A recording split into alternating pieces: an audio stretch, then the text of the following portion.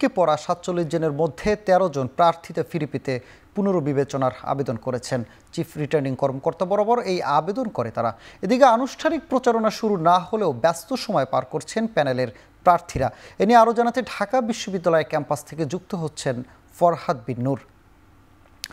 ফরহাদ, যে ১৩ জন প্রার্থীতে ফিরে পেতে আবেদন করেছেন তাদের বিষয়ে কোনো সিদ্ধান্ত হয়েছে কিনা জানাবেন।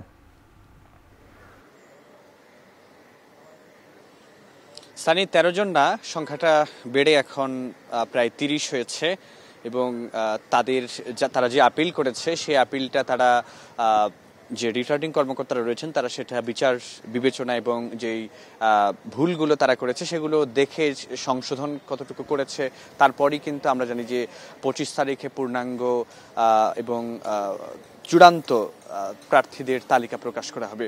তো আরেকটি বিষয় একটু বলতে হয়, নিশ্চয়ই আপনিও বলছিলেন যে অন্যান্য প্যানেলের প্রার্থীরা কিন্তু তারা বিভিন্নভাবে বিশ্ববিদ্যালয় ক্যাম্পাসে, হলগুলোতে এবং আজকে নামাজের পরে মসজিদের বাইরেও বিভিন্ন প্রার্থী যারা শিক্ষার্থীরা রয়েছেন, সাধারণ শিক্ষার্থীদের সঙ্গে জনসংযোগ করেছেন। তারা তাদের সঙ্গে সামাজিক যে কাজ সেগুলো তারা করেছেন এবং আমরা রিটার্নিং অফিসার যারা রয়েছেন তারা বলছেন যে এগুলো আচরণবিধি লঙ্ঘনের বিষয় নাই, বরং আমরা জানি যে ২৬ তারিখ থেকে আসলে নির্বাচনী প্রচারণার কাজ শুরু হবে এবং ভোটের ২৪ ঘন্টা আগে নির্বাচনী প্রচারণাটি শেষ হবে।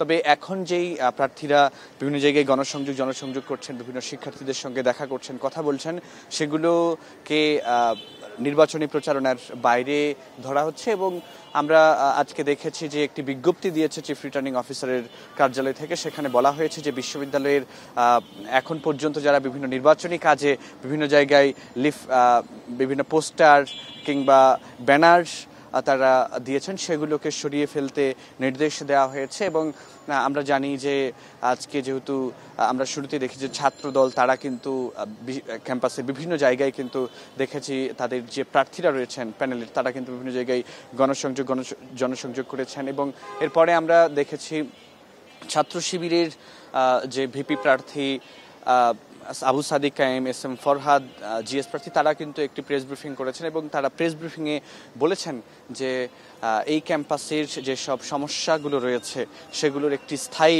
সমাধানের জন্য কিন্তু তারা এখানে আজকে কথা বলেছেন। তারা যদি নির্বাচিত হন, তাদের প্যানেল যদি নির্বাচিত হয়, তাহলে বিশ্ববিদ্যালয়ের এই সমস্যাগুলো, বিশেষ করে আবাসন সংকট, খাবারের মান বৃদ্ধি এবং বিশ্ববিদ্যালয়ের গবেষণা বিষয়গুলো কিন্তু তারা সমাধানের কথা বলেছেন। এছাড়া আমরা দেখেছি যে জাতীয় গণতান্ত্রিক ছাত্র সংসদ যারা রয়েছেন বাকছাস তারাও কিন্তু তাদের প্রেস ব্রিফিং করেছেন এবং তারাও একই রকম কথা বলেছেন যে এই ক্যাম্পাসে যে সমস্যাগুলো রয়েছে সেগুলো সমাধানে তারা কাজ করবেন যদি তারা বিজয়ী হন। তো এই ছিল সানি আমার কাছে ঢাকা বিশ্ববিদ্যালয় থেকে ডাকসু নির্বাচনের সবশেষ তথ্য।